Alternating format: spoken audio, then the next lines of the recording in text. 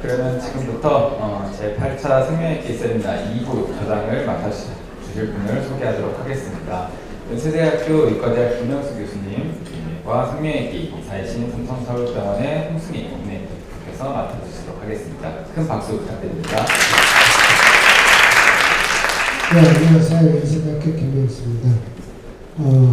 이제 저랑 같이 좌장하실 분은 네. 반갑습니다. 삼성서울병원의 홍승희입니다.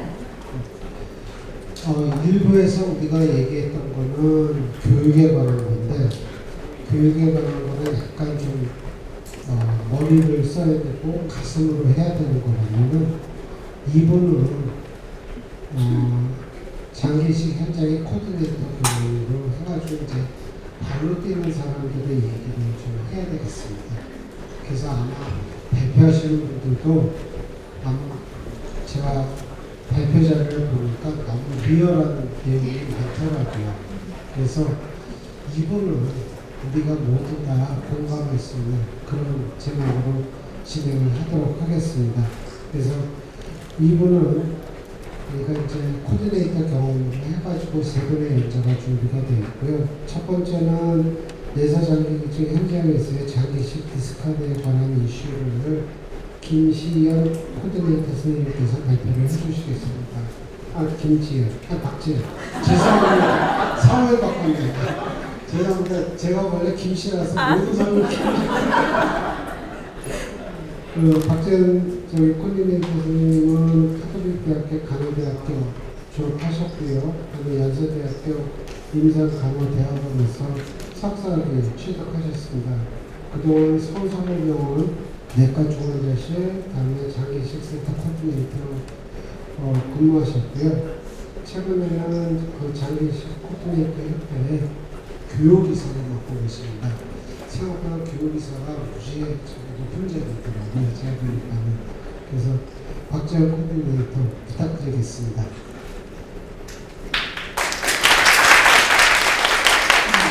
네, 안녕하십니까. 방금 소개받은 서울성모 장기식 코디네이터 박지연입니다.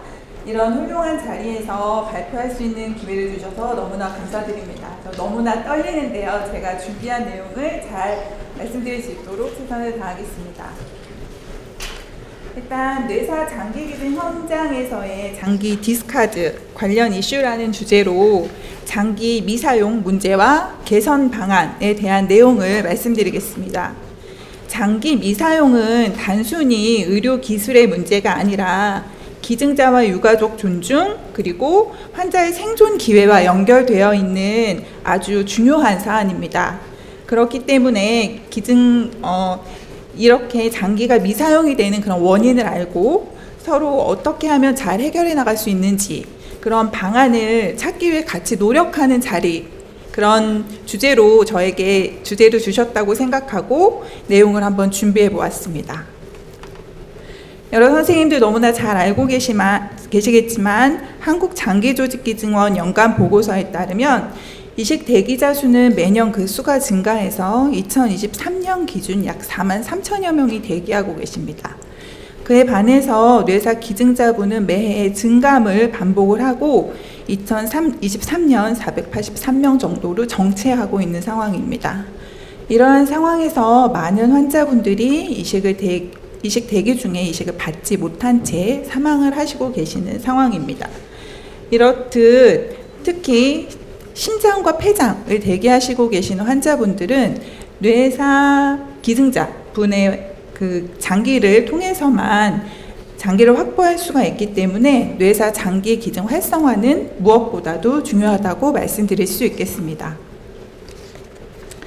기증된 장기의 이식 현황을 살펴보면 국내에 뇌사 기증자 한 분이 기증하시는 평균 이식 장기는 2023년에 3.5개 정도로 확인이 되었고, 뇌사 기증자의 장기별 기증률도 살펴보면 신장과 간장 같은 경우에는 평균 한 80에서 90% 정도의 사용률을 보였습니다.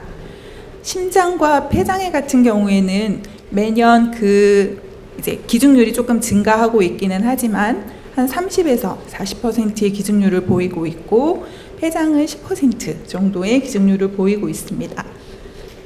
이처럼 뇌사 장기별 기증률은 그리고 뇌사 장기 기증의 활용이 앞으로 우리의 중요한 과제라는 것을 확인할 수가 있습니다.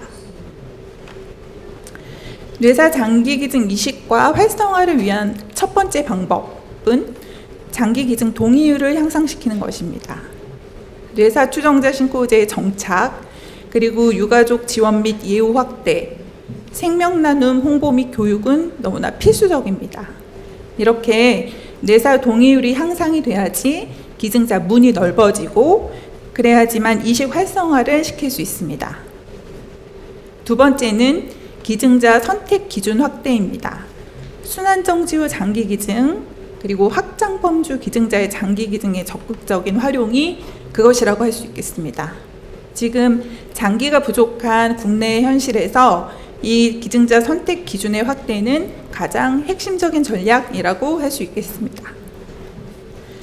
세 번째는 기증자 관리 개선입니다. 표준화된 뇌사자 관리 프로토콜을 적용을 하고 전문 의료팀을 구축을 해서 관리 시점을 조기화하고 적극적으로 초기부터 개입을 한다고 하면 그 장기의 기능이 보존이 되고 이식을 더 많이 활용할 수 있는 장기를 더 많이 활용할 수 있게 될 것입니다. 네 번째는 장기의 활용도 향상입니다. 이는 미사용 또는 폐기율 최소화와 관련이 되어 있습니다. 이 네 가지 전략은 서로 같이 연결이 되어 있습니다. 뇌사 추정자 신고제가 정착이 돼서 관리 시점이 조기화된다면, 그리고 전문 의료진 팀이 구축이 되어 뇌사 관리자 프로토콜을 적용을 해서 장기의 기능이 보존이 된다고 하면 미사용되는 장기가 훨씬 줄어들 것입니다.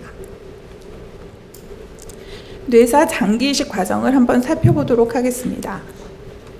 뇌사 추정자가 발생이 되고 기증이 동의되면 장기 상태를 평가를 하게 됩니다.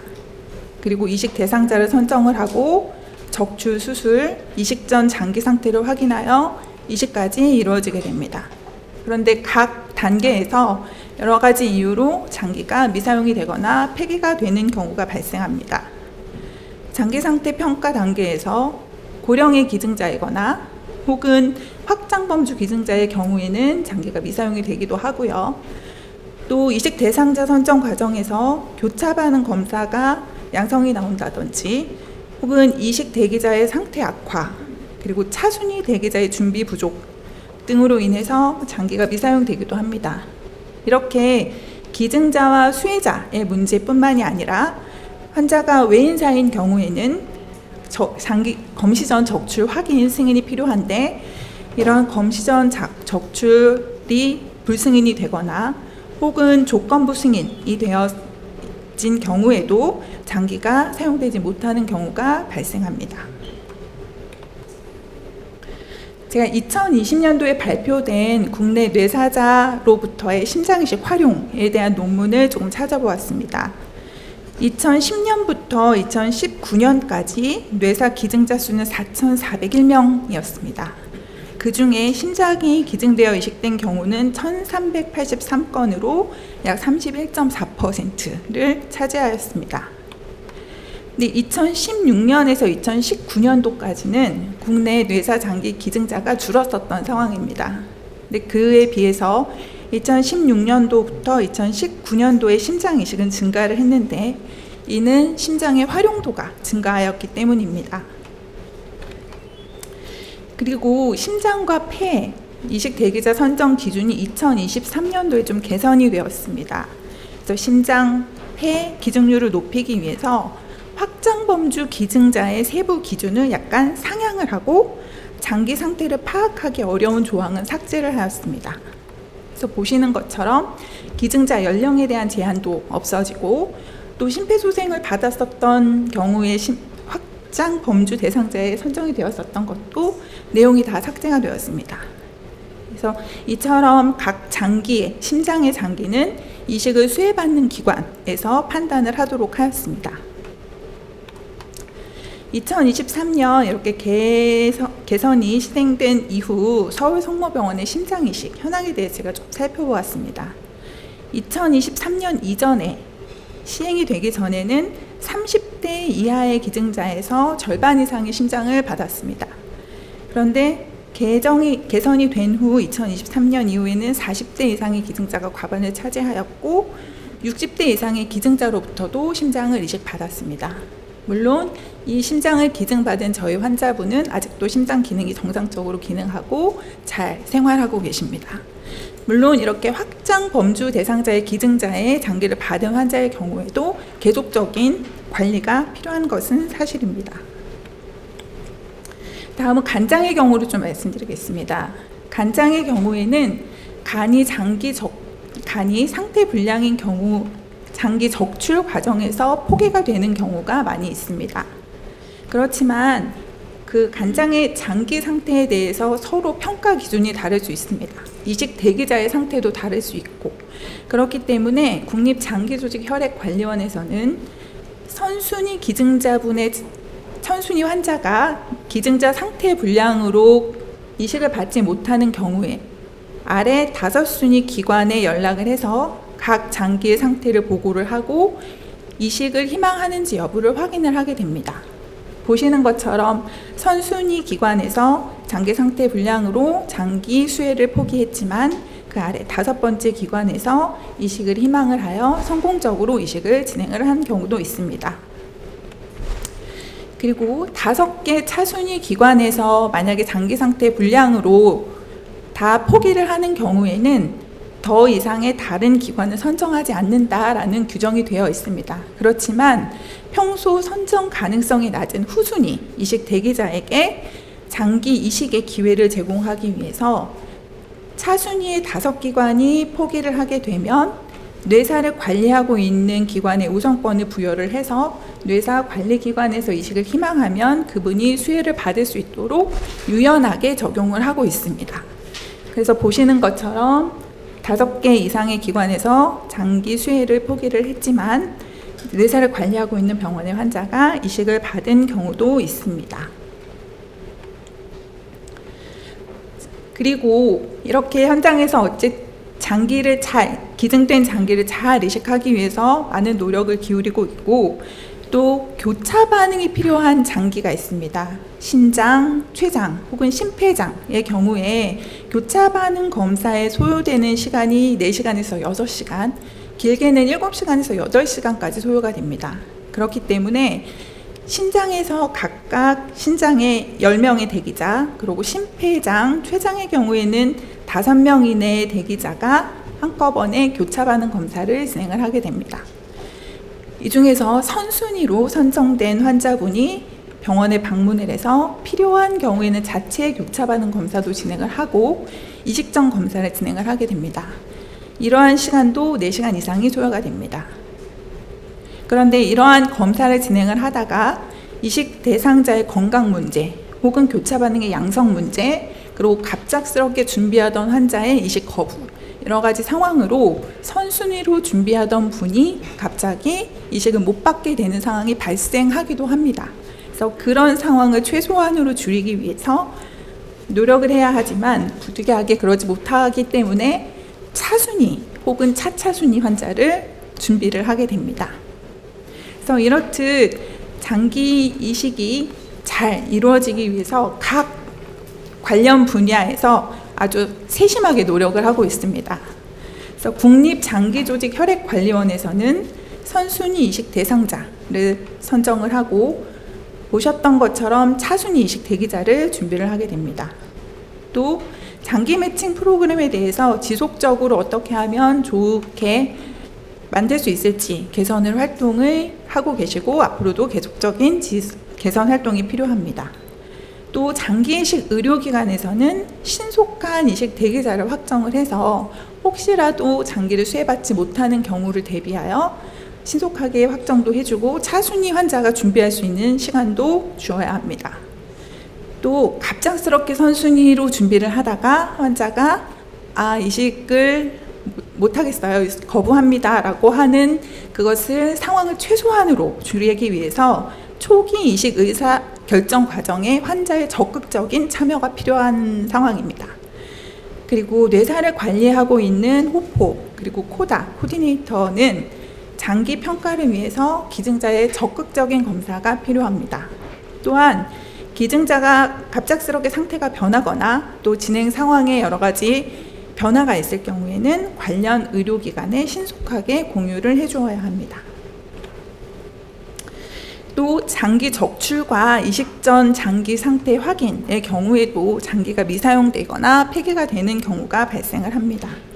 그래서 적출 과정에서의 장기 손상 혹은 해부학적인 이상, 보존의 주입 불량, 추후 악성 종양의 발견, 이식 대기자의 급격한 상태 악화나 차순위 대기자의 준비 부족 등으로 장기가 미사용이 되거나 폐기가 될 수도 있습니다.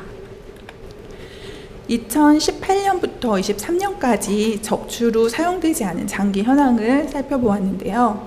총 81건의 장기가 사용이 되지 못하였습니다. 신장의 경우 50건, 그래서 적출 폐기율이 1.05%를 차지하고 있었고 폐장의 경우가 13건, 1.47%를 차지하고 있었습니다. 심장은 1건, 소장은 1건도 발생을 하지 않았고 최도는 3건이 있었는데 이제 2020년 이전입니다. 2020년 이후에는 진행이 되지 않았었습니다. 이렇게 적출 후 이식되지 않은 사유를 살펴보았더니 이식 대기자 관련인 경우가 32%, 그리고 장기 자체의 경우가 68%를 차지하고 있었습니다. 최도는 3건이 모두 이제 고순도에 최도 세포가 분류되지 않았기 때문에 폐기가 되었었고요. 간장, 폐장, 심장의 경우에는 환자 대기 대상이 응급도 우선으로 이제 선정이 되기 때문에 환자의 문제인 경우가 대부분을 차지하고 있었습니다.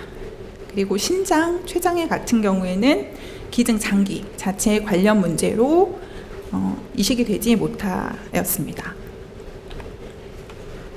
사실 장기 미사용률 0%, 이건 현실적으로는 가능한 목표는 아닙니다. 이는 오히려 기증자의 풀을 방해하는 그런 요인이 될 수 있습니다. 근데 그렇지만 저희는 장기 미사용의 원인에 대해서 세분화하게 좀 데이터를 모아놓을 필요는 있습니다. 그리고 혹시라도 부적절하게 미사용되는 장기를 최소화하기 위한 여러 가지 정책이나 지표가 필요하다고 생각합니다. 그리고 교차 반응 검사의 신속화, 그리고 일원화, 이송 중 장기 손상을 최소화하기 위한 표준화된 관리, 그리고 기계 관리의 활용, 그리고 이식 대기자의 관리 개선이 장기 활용도를 향상하기 위한 방안이 될 것이라고 생각합니다. 그래서 이러한 미사용에 대한 사례 검토, 그리고 프로토콜 개선을 위해서 국립장기조직혈액관리원 주관의 그런 논의 자리가 마련될 필요성이 요구가 됩니다. 마지막으로 용어 사용에 대해서 저희가 좀 고민을 해보아야겠습니다. 미국에서 이제 기증자 가족 그리고 의료진이 서로 참여한 회의에서 기증자 가족이 장기 디스카드라는 단어를 사용하지 말 것을 요구했다고 합니다. 그래서 이는 장기를 버렸다라고 하는 그런 부정적인 이미지가 전달이 되고 또 가족에겐 그것이 상처가 남았다고 합니다. 그래서 또한 의학적 이유로 사실 사용되지 못하는 경우도 존재하기 때문에 단어에 대한 선택이 중요하다라고 이야기를 하고 있었고, 또 이것으로 인해서 이식에 대한 인식이 저하되고 기증 의지가 감소되는 등 기증 문화 전반에 미치는 파급 효과가 끄기 때문에 단어에서 디스카드보다는 무엇을 사용할지 정확하진 않지만 non-use 혹은 non-utilization이라는 단어를 사용을 하는 것이 어떤가 하는 그런 이야기도 있었습니다. 뇌사 장기 기증에서 장기 미사용은 사실 불가피한 부분일 수 있습니다. 그렇지만 적절한 제도 개선, 그리고 기증자 관리, 그리고 새로운 기술 도입 등으로 인해서 상당 부분 줄일 수 있다고 생각합니다. 그래서 사용되지 않는 장기에 대해서 우리가 인식하고 감소하려고 하는 것은 사실 장기 부족에 대한 문제도 있을 수 있지만 그보다 더 중요한 건 기증자와 기증자 가족에 대한 생명 존중 그리고 숭고한 나눔이 기증과 이식 전반에 깔려 있어야 되기 때문이라고 생각합니다.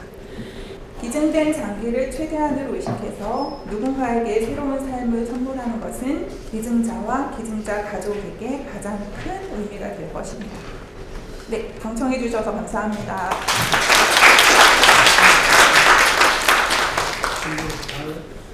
준비 잘해주셔서 감사하고요.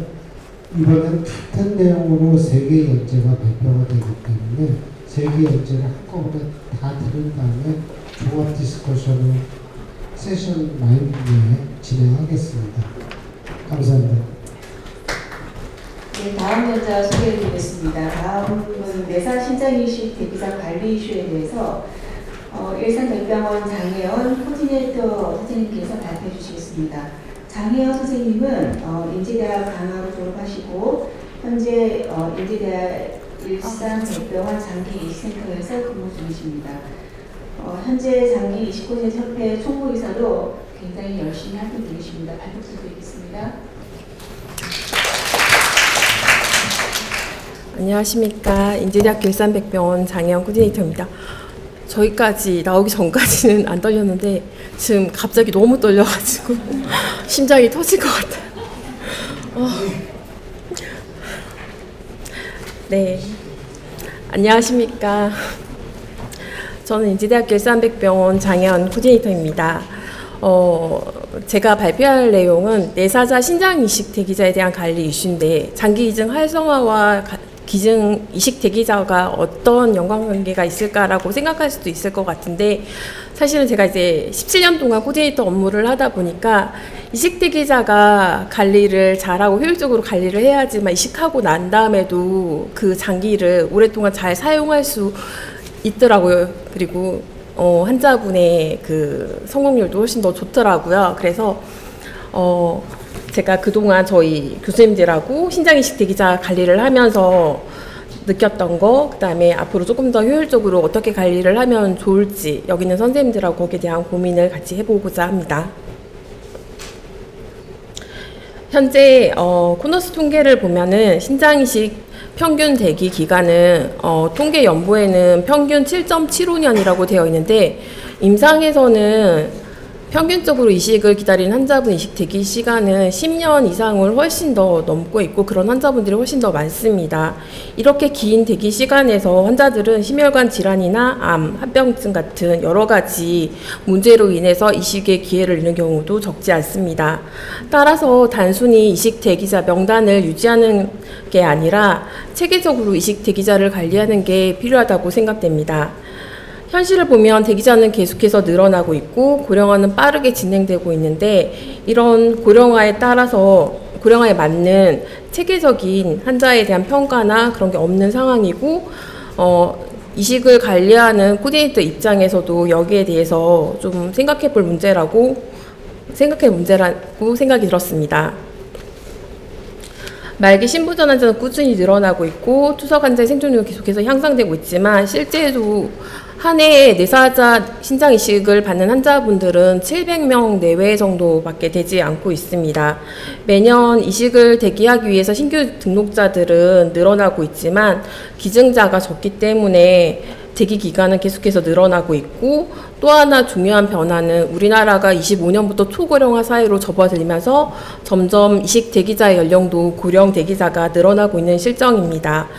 24년 통계 연보에 따르면은 65세 이상의 이식 대기자가 39%에 해당이 되고 해외에서는 단순히 나이가 아니라 이제 환자의 기능적인 상태나 전반적인 건강 상태를 중심으로 평가하는 수치지만 국내에서는 아직 고령 환자들에 대한 평가나 그런 관리 지침이 없는 상황입니다.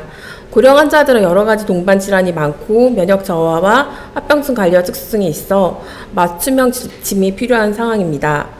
무엇보다도 특히나 이제 1인 독거 노인이 더 많이 늘어나고 있고 통계에 따르면 22.1%가 1인 독거 노인이라고 합니다. 이식을 하고 난 이후에도 이제 제대로 관리가 되지 않으면 다시 투석을 해야 되는 경우가 많이 발생할 수가 있는데 그렇기 때문에 이식하고 난 다음에도 환자들이 가족이나 지역사회에 사회적인 지식 체계가 반드시 필요하다는 점에서 맞춤형 관리가 요구가 되고 있습니다.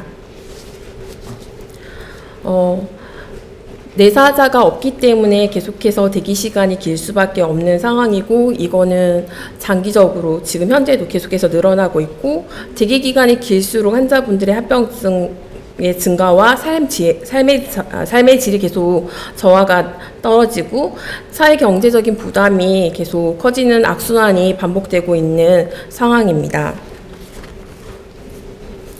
대기 중에 건강 상태가 계속 악화가 되면서 결국엔 장기 활용의 효율성이 떨어지고, 그렇기 때문에 단순히 명단을 유지하는 게 아니라 이식 대기자에 대한 체계적인 관리가 필요하다고 생각됩니다.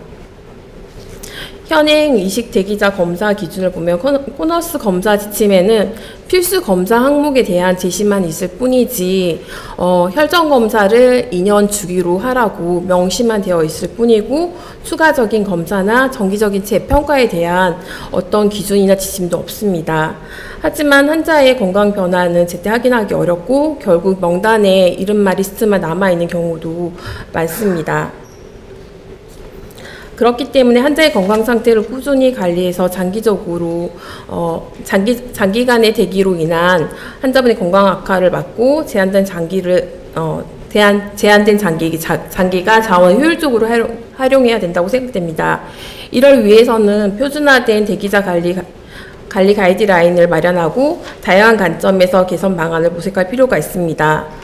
그러기 위해서는 환자나 의료진, 코디네이터, 정부와 함께 참여하는 다학제적인 협력과 통합적인 관리 체계가 구축이 필요하다고 생각됩니다. 여기서 고민해 봐야 될 문제인데, 병원들마다 많은 코디네이터 선생님들이나 여기 계신 선생님, 교수님들도 느끼실 거지만 병원들마다 이식대기자 등록할 때 검사 범위가 너무나 다양하고 기준이 없습니다.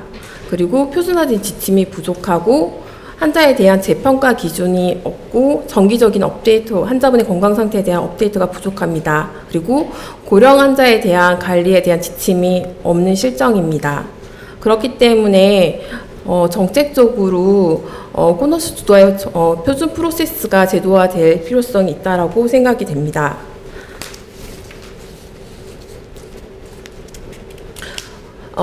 일단은 검사 지침의 부재는 병원들마다 처음 등록할 때 기본 검사만 하고 2년에 한 번 올 때마다 혈전 검사만 하는 경우도 있고, 병원 자체 기준에서 환자를 평가하는 병원도 있고, 같은 병원이어도 의사에 따라서 환자를 평가하는 기준이 다 다르고 검사하는 기준이 다 다르기 때문에 일관성이 부족합니다. 그래서 표준화가 필요하지 않을까 생각이 듭니다. 그러면은 사전평가는 어디까지 해야 될까요? 누가 어떻게 설명을 해야 될까요? 의사가 진료 시간에 충분히 설명할 수 있을 시간이 있으실까요? 아니면은 코디네이터가 어떤 근거나 규정 없이 설명하고 하는 게 맞다고 생각하시나요? 어떤 표준화된 지침이나 근거가 있다면 환자분한테 검사를 할 수 있는 규정이나 그런 설명을 한다면 환자분들이 쉽게 응하고 거기에 맞는 검사를 진행할 수 있을 거라고 저는 생각이 듭니다. 하지만 환자는 단순히 이식대기자 등록만 하고 거기에 대한 책임은 없고 등록만 유지하면 그만일 거라고 생각하십니까, 혹시? 환자분들도 이식대기자 등록하면 거기에 맞춰서 본인 스스로 자기 건강관리에 대한 책임이 있다라고 생각하고 거기에 맞게 환자분 스스로 건강관리를 꾸준하게 해야 된다라고 생각이 듭니다.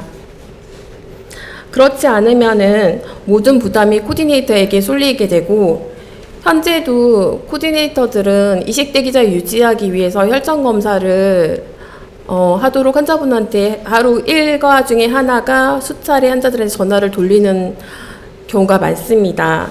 그렇기 때문에 따라서 누가 어디서 어떻게 어떤 역할을 맡아서 해야 될지 고민을 해봐야 되지 않을까 생각이 듭니다. 이는 의료진이나 코디네이터, 환자가 함께 논의하고 정부도 함께 논의해서 제도적으로 보완이 필요하지 않을까 생각이 듭니다.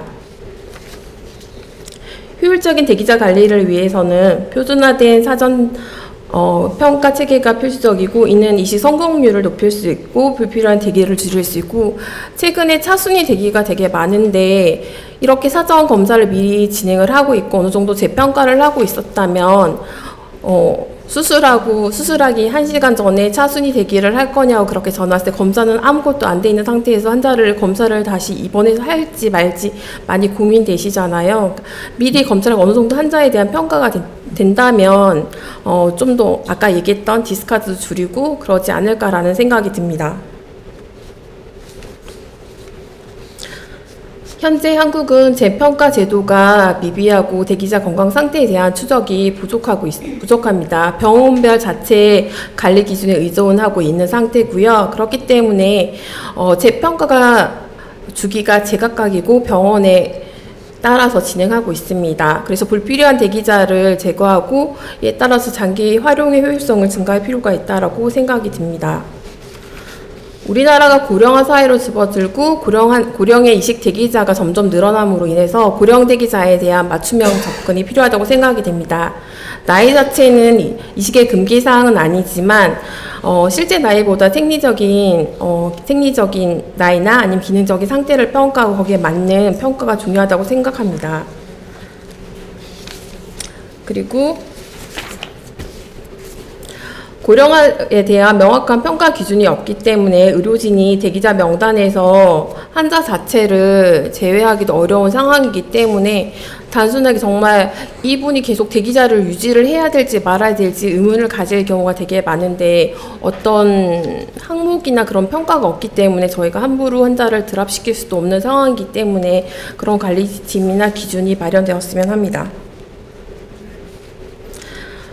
중요한 거는 결과적으로 효율적인 대기자 관리를 위해서는 정책적인 지원이 뒷받침되지 않으면 되지 않는다고 생각합니다. 표준적인 가이드라인과 국가 관리 체계 그리고 코디네이터의 역량 강화를 통해서 교육이나 상담, 전문성 표준화 강화가 필요하고 의료기관 간 협력이 조합이 되었을 때 환자의 효율적인 관리가 이루어질 거라고 생각됩니다. 환자의 효율적인 관리는 어느 한 부분에 치우쳐서는 안 되고 의사, 코디네이터, 환자, 국립장기조직혈액관리위원회 각각의 역할이 다 이루어졌을 때 온전하게 이루어질 거고 효율적인 관리가 가능할 거라고 의심치 않습니다. 저희 백병원의 사례인데요. 제가 처음 코디네이터 일을 시작할 때 17년 전에는 저희 병원도 마찬가지로 이식 대기자 등록을 할 때는 필수 검사만 하고 2년에 한 번씩 혈전 검사만 했기 때문에 환자에 대한 평가가 제대로 이루어지지 않았고 수술할 때만 환자를 봤기 때문에 여러 가지 어려움이 있었고 그런 여러 가지 시행착오를 겪었습니다. 그런 시행착오를 통해서 이제 교수님들하고 상의를 통해서 저희 병원 자체의 프로토콜을 점점 만들어가면서 관리 체계를 정비했고 지금도 계속 보완을 하고 있습니다. 현재 이런 이식 관리 체계를 통해서 조금 더 많이 마지널 도너 환자들도 받게 되는 그런 상황도 되게 되어 있고요. 일단 이식 등록할 때는 모든 환자들이 필수 검사를 하는 거를 원칙으로 진행하고 있고 이식 대기자는 6개월에 한 번씩 병원에 오는 거를 원칙으로 진행하고 있습니다. 또한 환자들한테 제일 많이 강조하는 게 자기 관리에 대한 책임과 의무에 대해서 계속 주입 교육을 진행을 하고 있습니다. 왜냐하면은 이거는 이식대기자 등록은 환자분이 이식을 받기 위해서 등록을 하는 거기 때문에 환자 스스로의 관리도 많이 중요하고 본인의 책임도 따라야 된다고 생각하고 있습니다. 이하면은 현재 저희 의료진과 코디네이터가 함께 한 이식 환자가 검사를 하고 나면 함께 공유할 수 있는 전산 프로그램에 등록되어 있는 환자의 검사 상황인 거고요. 저희 코디네이터가 당직일 때 팀즈를 통해서 환자별 자료를 정리해서 보너스 콜이 왔을 때 환자 상태를 확인해서 지금 수혜자 리스트를 넣고 있습니다. 이식대기자 등록 시에는 원칙적으로 입원해서 검사를 하는 게 원칙으로 진행하고 있고요. 상황에 따라서는 외래를 통해서 검사를 하기도 합니다. 이렇게 시스템을 갖추기까지는 쉽지는 않았고요.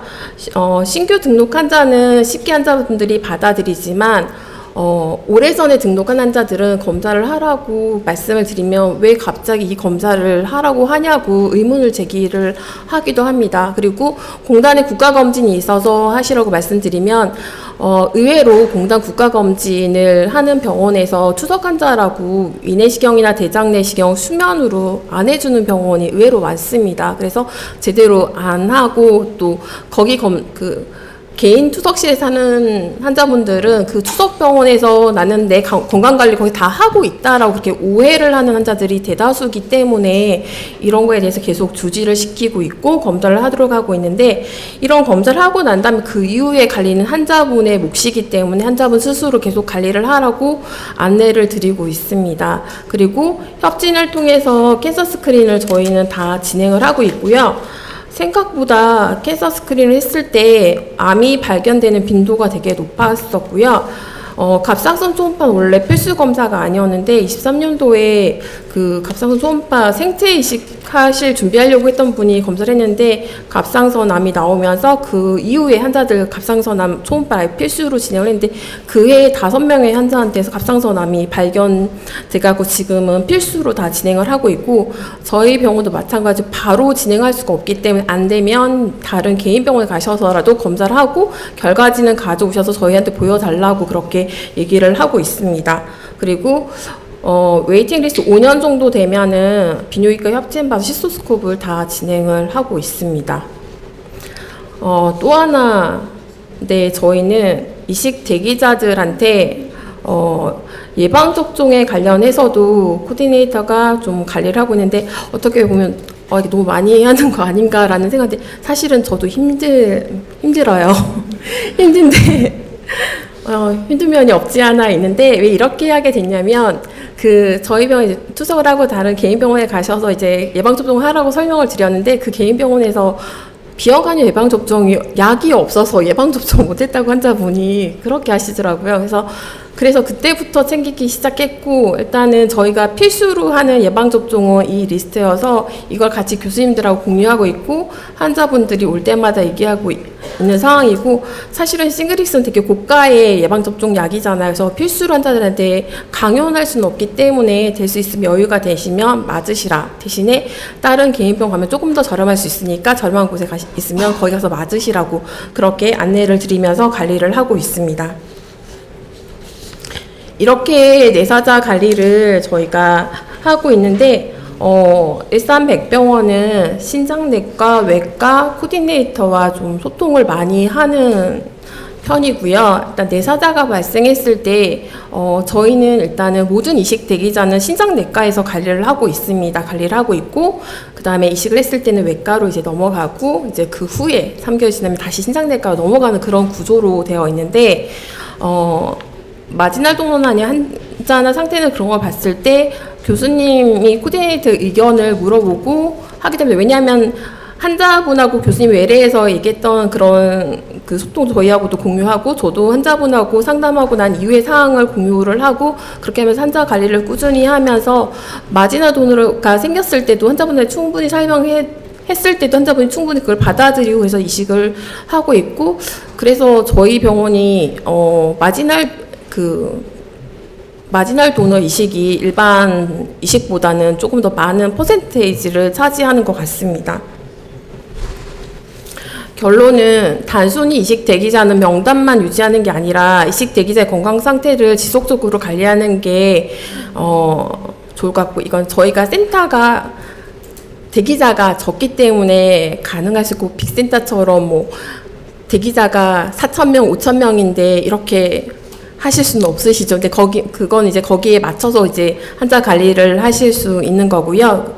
제일 중요한 거는 사실은 표준화된 그 사전평가에 대한 가이드라인이 지금 전혀 없기 때문에 병원 간 편차가 너무 심하고, 환자가 다른 병원에서 전화 왔을 때 그 병원은 이 검사만 했는데 이 병원은 왜 이런 검사까지 다 요구를 하느냐라고 환자가 불평불만을 하는 경우도 있거든요. 그러니까 저희 병원 규정은 이렇기 때문에 이런 검사를 해야 됩니다라고 설명을 하면 받아들이는 분도 있지만 받아들이지 못하는 분도 계시거든요. 근데 저희가 그 23년도에 부산대병원에서 충계학회 때 그 코디네이터 선생님이 포스트로 발표한 거에 이식전 검사, 수혜자 검사에서 암 발생률이 7.6%고 ESRD가 3년 ESR 진단받고 3년 정도 지나고 나면 암 발생률 5.6%라고 하는데 저희 병원 같은 경우에 저희가 암 캔서 스크린을 계속하면서 지금 N수가 교수님이 잘못했다고는 하는데 지금 대기자 기준으로 봤을 때는 한 9% 정도 나오더라고요. 생각보다 많이 나오더라고요. 그래서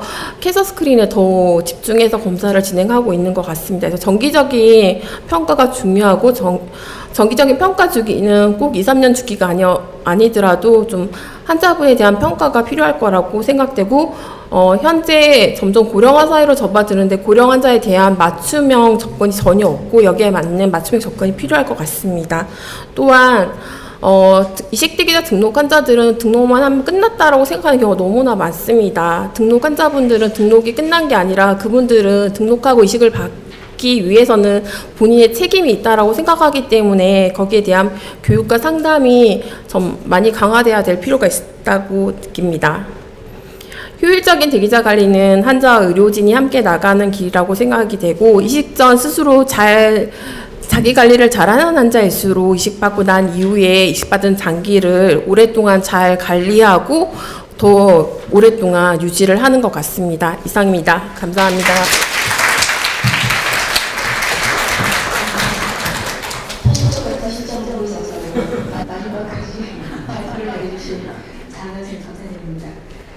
마지막 연장입니다. 내사장기기증 활성화를 위한 코디네이터 노력과 과제라는 주제로 고대 구로병원 장기이식센터 코디네이터이신 박지현 선생님이 발표해 주시겠습니다. 박지현 선생님은 고대대학원에서 간호교육을 전공을 하셨네요. 네, 발표 부탁드리겠습니다. 소개 감사합니다. 안녕하세요. 고대 구로병원 장기이식 코디네이터 박지연입니다. 저는 오늘 내사 장기기증 활성화를 위한 코디네이터의 노력과 과제라는 주제로 발표드리게 되었습니다.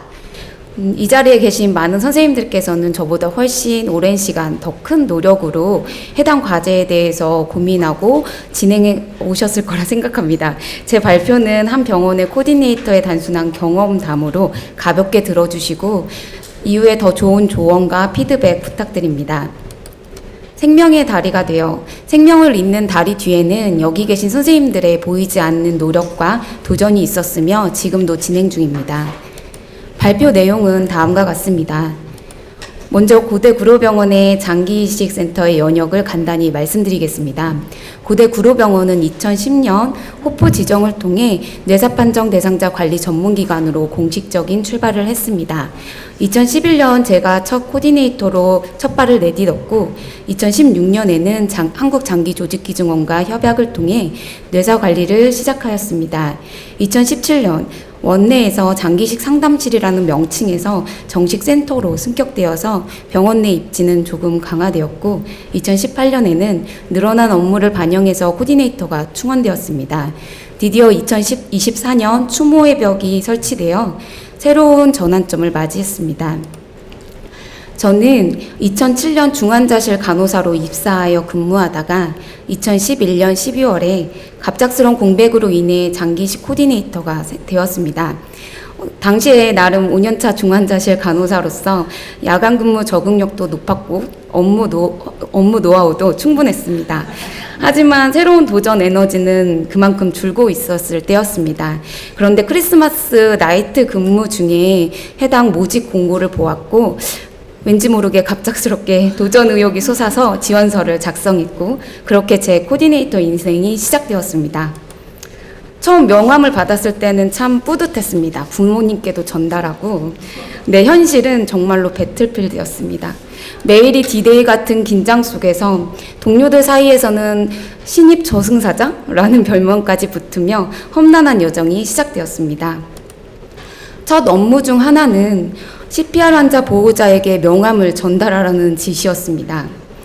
현실적으로 쉽지 않았습니다. 하지만 저는 절충안을 마련했습니다.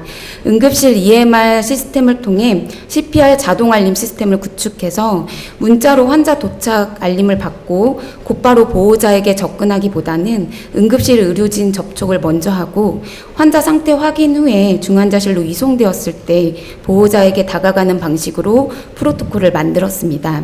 무작정 접근하기보다 타이밍과 맥락을 고려하는 것이 중요하다는 점을 배웠습니다.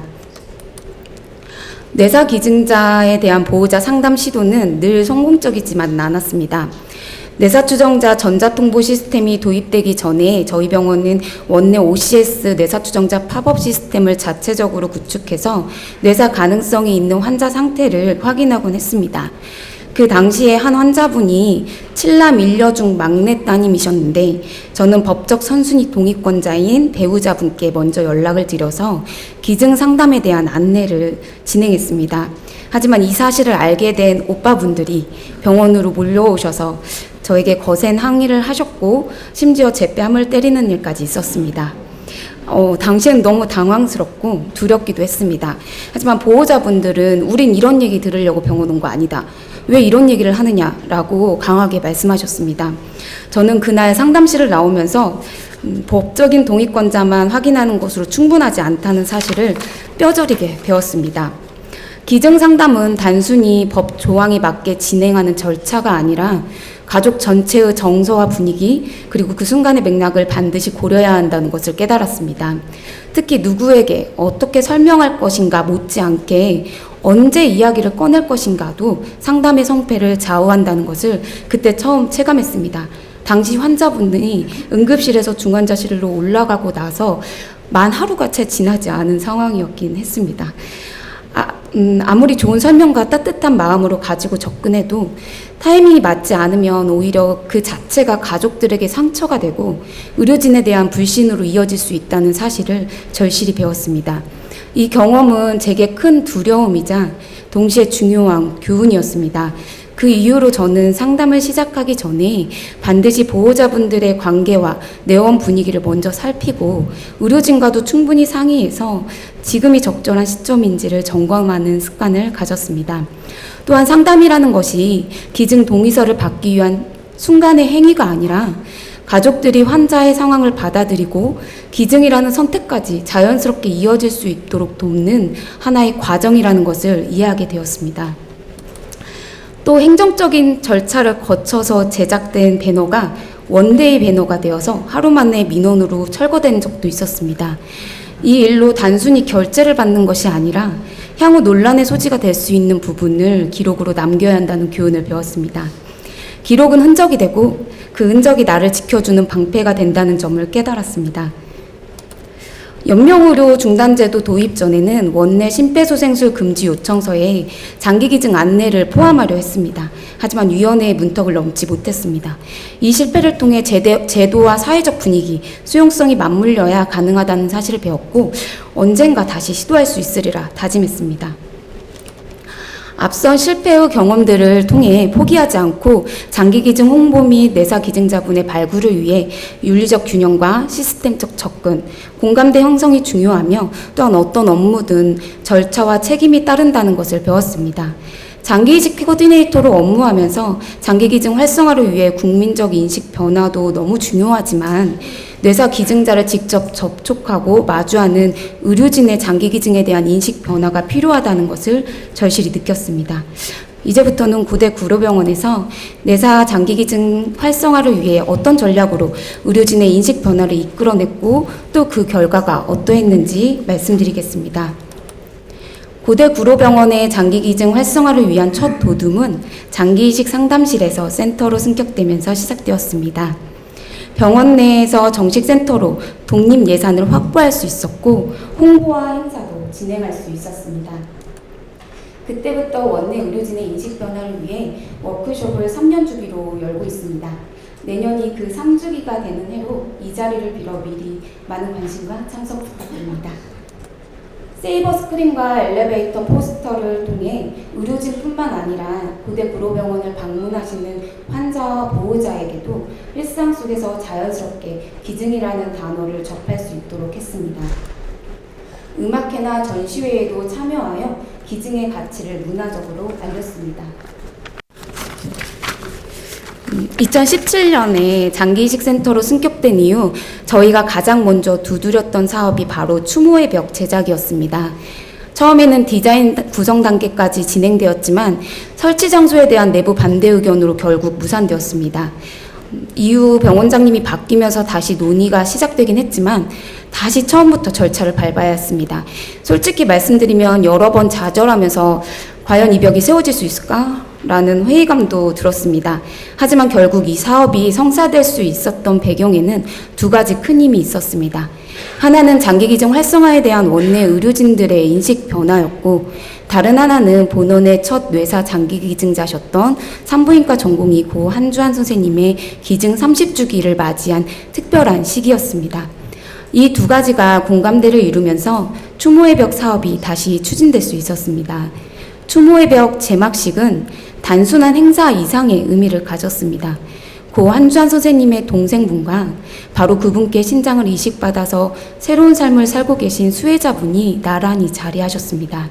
그리고 본원의 기증자 유가족분들도 함께 참석해 주셔서 기증자들의 이름이 새겨진 벽 앞에서 감사와 기억의 의미를 함께 나누는 뜻깊은 시간이 되었습니다. 제막식 후에는 유족과 의료진이 함께 간담회를 가졌습니다. 그 자리에서 한주환 선생님께 신장을 수혜받은 분이 직접 작성한 편지를 낭독해 주셨는데 그 순간은 정말 모두가 울컥하지 않을 수 없었습니다. 당신의 희생이 제 삶을 살게 했습니다.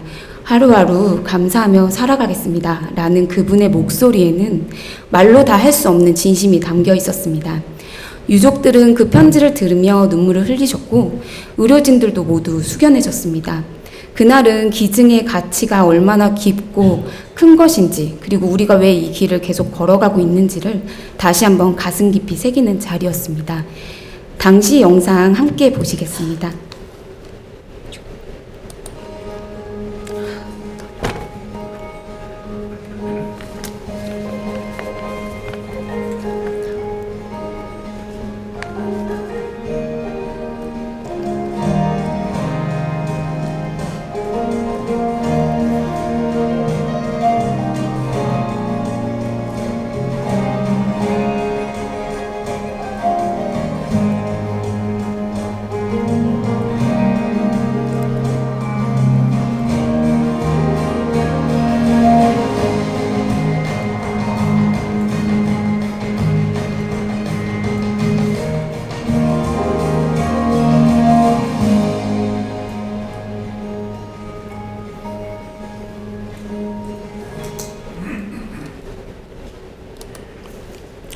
추모의 벽은 단순히 이름을 새겨놓은 구조물이 아니라 기증자와 가족들을 기억하고 존중하며 의료진과 수혜자들이 기증의 숭고함을 되새길 수 있는 상징적인 공간이 되었습니다. 병원 내에 이런 공간이 있다는 것 자체가 기증 문화를 지탱하는 중요한 힘이 되고 있습니다. 또 원내 의료진이 직접 낭독한 추모 방송을 시행 중에 있습니다. 안녕하세요. 지금 우리 병원에는 생명 나눔으로 누군가에게 삶의 기적을 선물하고 영원의 길로 떠날 준비를 하고 계신 분이 계십니다. 다른 이에게 생명이라는 귀한 선물을 주고 떠나시는 기증자와 그 가족을 위해 잠시 하던 일 멈추시고 감사와 위로의 기도 부탁드립니다. 누군가의 삶의 기적이 되어주셔서 감사합니다. 우리는 당신을 영원히 기억하겠습니다.